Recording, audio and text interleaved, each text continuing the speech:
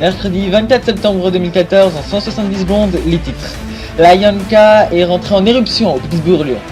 Élection nordique, la droite en tête. Et enfin, étude de l'OIE, nous avons les premiers résultats.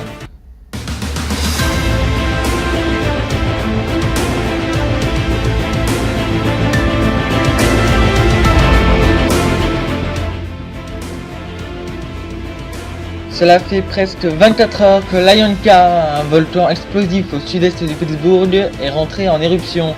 Le président de l'île, Andrew Gallimon, a pris la parole hier dans la soirée, annonçant notamment la fermeture de l'espace aérien du Pittsburgh.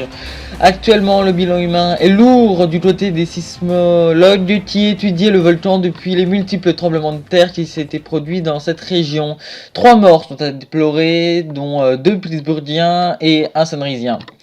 Les cendres se déplacent actuellement vers l'Océania. Voici une carte des estimations de l'INMS sur leur trajectoire pour les prochaines 24 heures.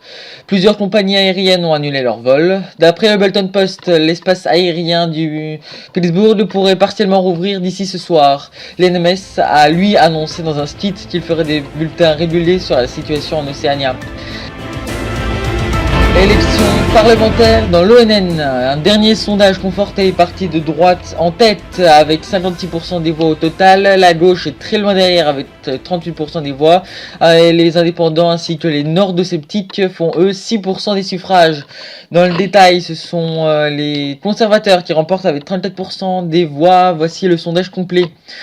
Je vous rappelle que le scrutin a lieu dans 2 jours dans les 4 pays membres de la Félicie ou demain dans le Riven.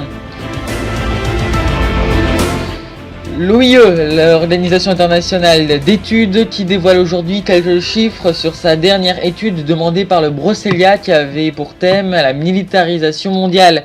D'après les premiers résultats, le monde GC, ou en tout cas les membres de l'organisation, serait très militarisé avec énormément de puissance militaire, puisque c'est un premier enseignement de l'étude.